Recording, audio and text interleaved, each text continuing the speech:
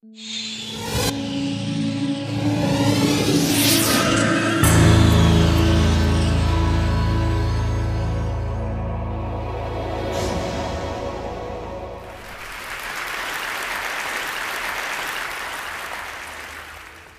afternoon.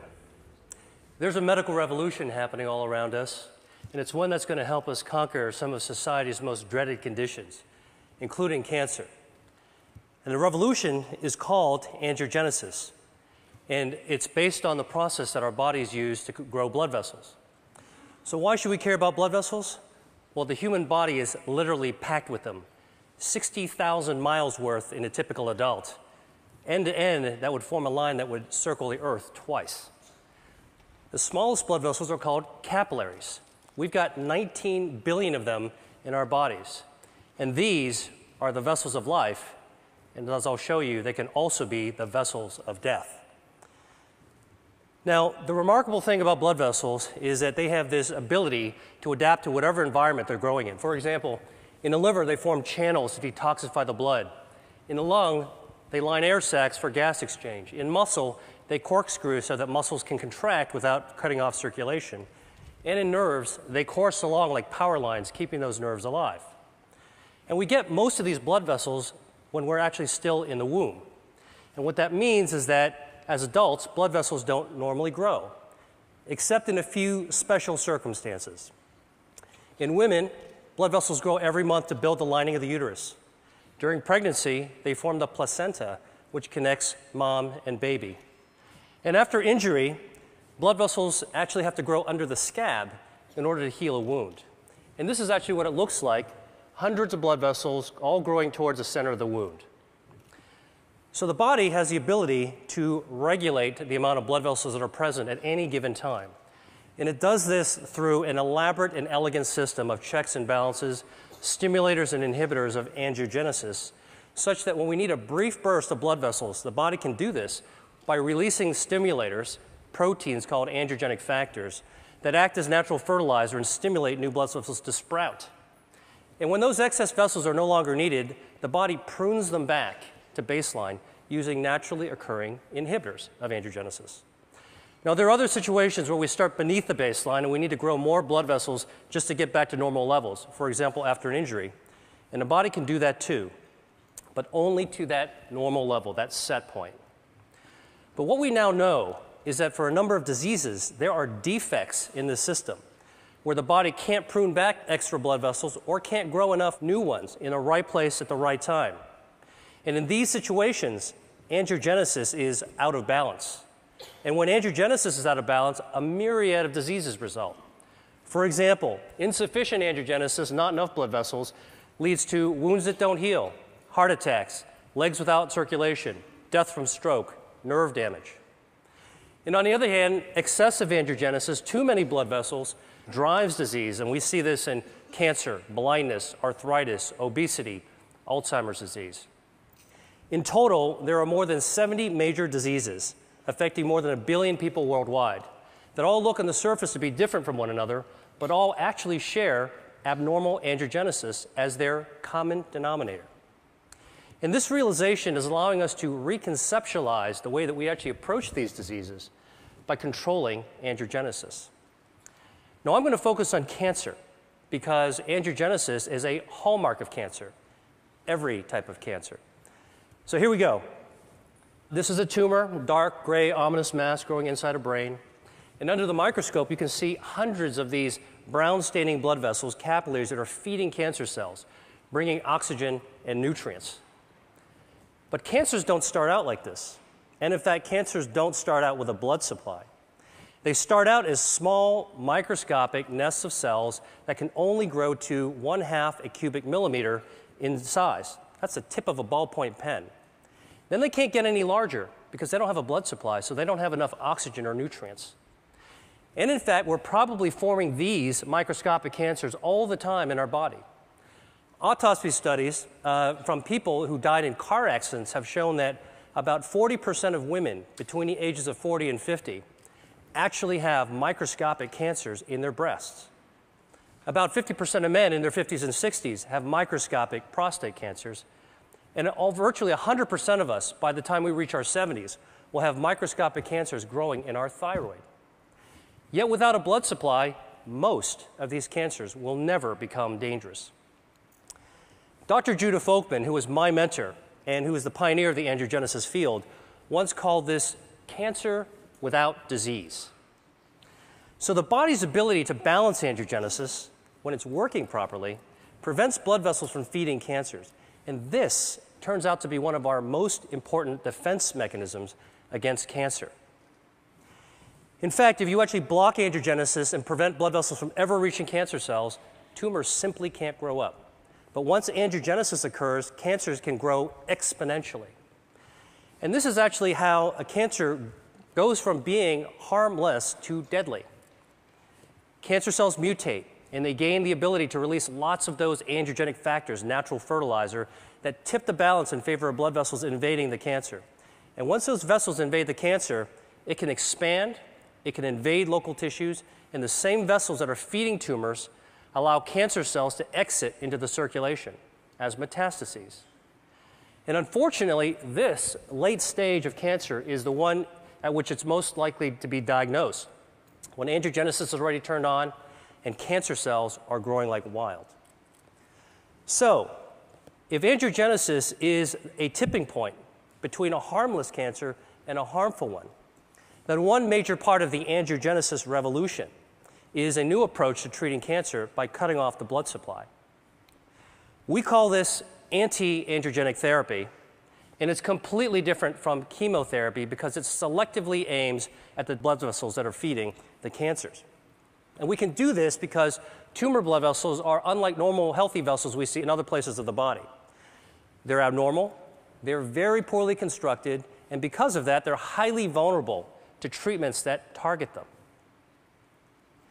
And in fact, when we give cancer patients anti-angiogenic therapy, here, an experimental drug for a glioma, which is a type of a brain tumor, you can see that there are dramatic changes that occur when the tumor is being starved. Here's a woman with a breast cancer being treated with the anti-angiogenic drug called Avastin, which is FDA approved, and you can see that the halo of blood flow disappears after treatment.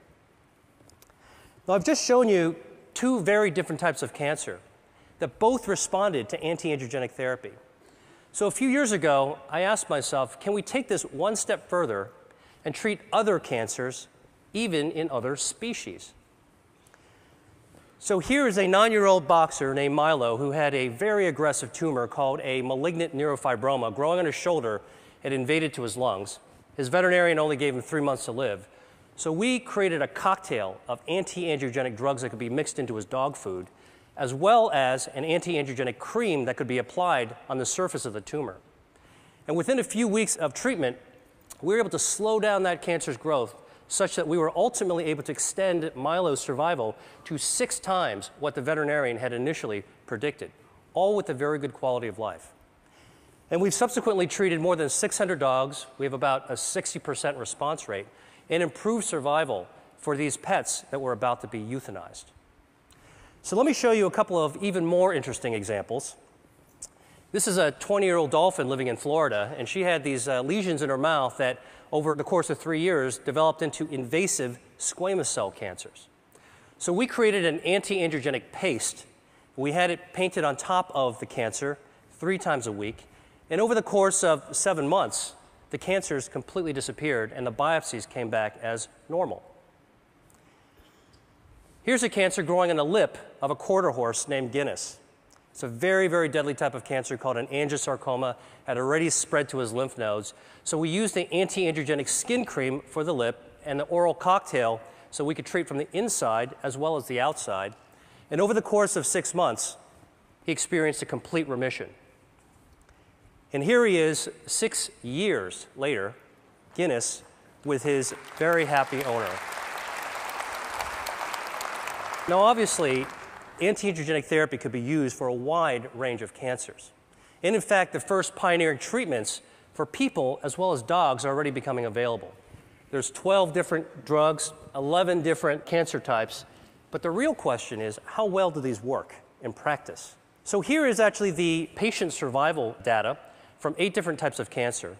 And the bars represent survival time taken from the era in which there was only chemotherapy or surgery or radiation available. But starting in 2004, when anti-angiogenic therapies first became available, you can see that there has been a 70 to 100% improvement in survival for people with kidney cancer, multiple myeloma, colorectal cancer, and gastrointestinal stromal tumors. That's impressive. But for other tumors and cancer types, the improvements have only been modest. So I started asking myself, why haven't we been able to do better? And the answer to me is obvious. We're treating cancer too late in the game, when it's already established and oftentimes it's already spread or metastasized. And as a doctor, I know that once a disease progresses to an advanced stage, achieving a cure can be difficult, if not impossible. So I went back to the biology of angiogenesis and started thinking, could the answer to cancer be preventing angiogenesis, beating cancer at its own game, so that cancers could never become dangerous? This could help healthy people, as well as people who have already beaten cancer once or twice and want to find a way to keep it from coming back. So to look for a way to prevent angiogenesis in cancer, I went back to look at cancer's causes. And what really intrigued me was when I saw that diet accounts for 30 to 35% of environmentally caused cancers. Now, the obvious thing is to think about what we could remove from our diet, what to strip out, take away. But I actually took a completely opposite approach and began asking, what could we be adding to our diet that's naturally anti-angiogenic, that could boost the body's defense system and beat back those blood vessels that are feeding cancers? In other words, can we eat to starve cancer? Well, the answer is yes, and I'm going to show you how. And our search for this has taken us to the market, the farm, and to the spice cabinet, because what we've discovered is that Mother Nature has laced a large number of foods and beverages and herbs with naturally occurring inhibitors of angiogenesis. So here's a test system we developed. At the center is a ring from which hundreds of blood vessels are growing out in a starburst fashion. And we can use this system to test dietary factors at concentrations that are attainable by eating. So let me show you what happens when we put in an extract from red grapes. The active ingredient is resveratrol.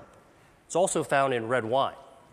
This inhibits abnormal angiogenesis by 60%. Here's what happens when we add an extract from strawberries. It potently inhibits angiogenesis. An extract from soybeans. And here is a growing list of our anti-angiogenic foods and beverages that we're interested in studying. And for each food type, we believe that there's different potencies within different strains and varietals. And we want to measure this because, well, while you're eating a strawberry or drinking tea, why not select the one that's most potent for preventing cancer? So here are 4 different teas that we've tested. They're all common ones: Chinese jasmine, Japanese sencha, Earl Grey, and a special blend that we prepared. And you can see clearly that the teas vary in their potency from less potent to more potent.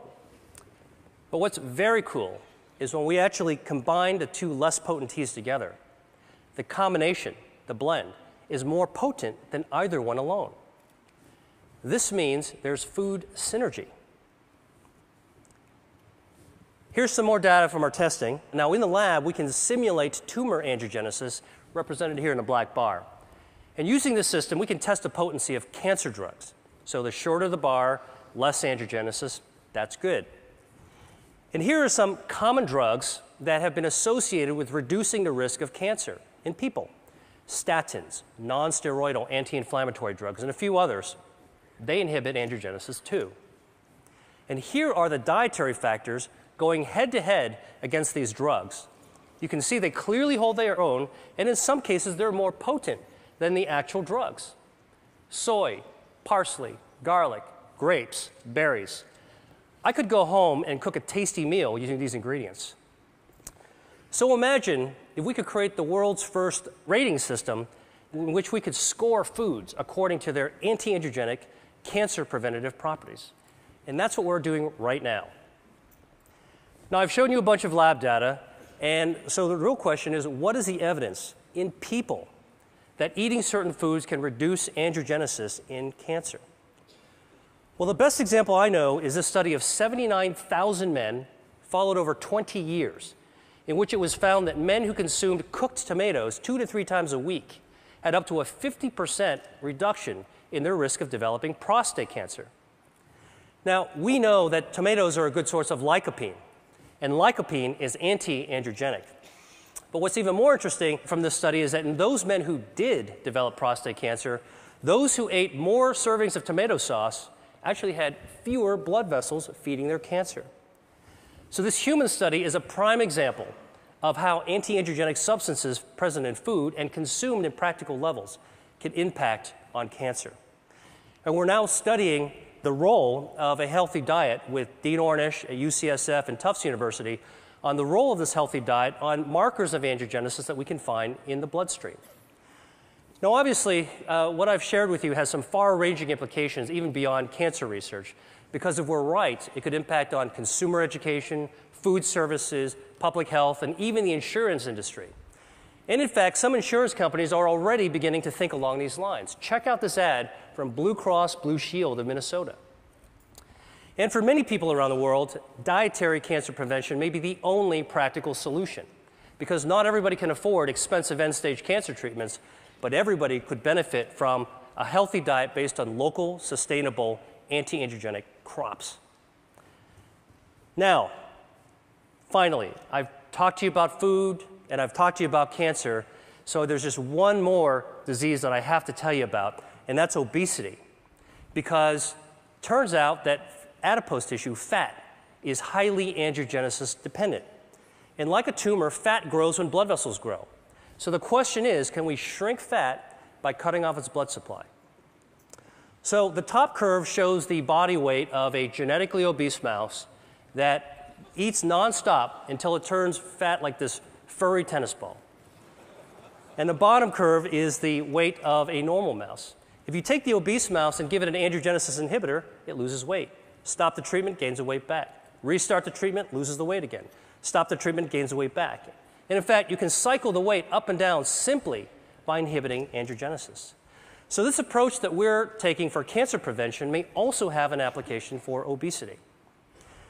The really, truly interesting thing about this is that we can't take these obese mice and make them lose more weight than what the normal mouse's weight is supposed to be. In other words, we can't create supermodel mice. And this speaks to the role of angiogenesis in regulating healthy set points. Albert Szent-Györgyi once said that discovery consists of seeing what everybody has seen and thinking what nobody has thought. I hope I've convinced you that for diseases like cancer, obesity, and other conditions, that there may be a great power in attacking their common denominator, angiogenesis. And that's what I think the world needs now. Thank you.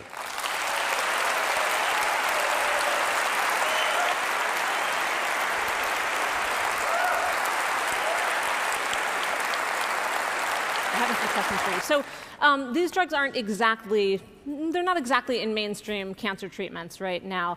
For anyone out here who has cancer, what would you recommend? Do you recommend pursuing these treatments now for most cancer patients? So there are anti-angiogenic treatments that are FDA approved. And if you're a cancer patient or working with or advocating one, you should ask about them. And there are many clinical trials. The Angiogenesis Foundation is following almost 300 companies. And there's about 100 more drugs that are in the pipeline. So consider the approved ones, look for clinical trials. But then between what the doctor can do for you, we need to start asking, what can we do for ourselves? And this is one of the themes that I'm talking about, is we can empower ourselves to do the things that doctors can't do for us, which is to use knowledge and take action. And if Mother Nature has given us some clues, we think that there might be a new future in the value of how we eat. And what we eat is really our chemotherapy 3 times a day. Right. And along those lines, for people who might have risk factors for cancer, would you recommend pursuing any treatment sort of prophylactically, or simply pursuing the right diet with lots of tomato sauce? Well, you know, there's abundant epidemiological evidence, and I think in the information age, it doesn't take long to go to a credible source like PubMed, the National Library of Medicine, to look for epidemiological studies for cancer risk reduction based on diet and based on common medications. And that's certainly something that anybody can look into. Okay, well, thank you so much.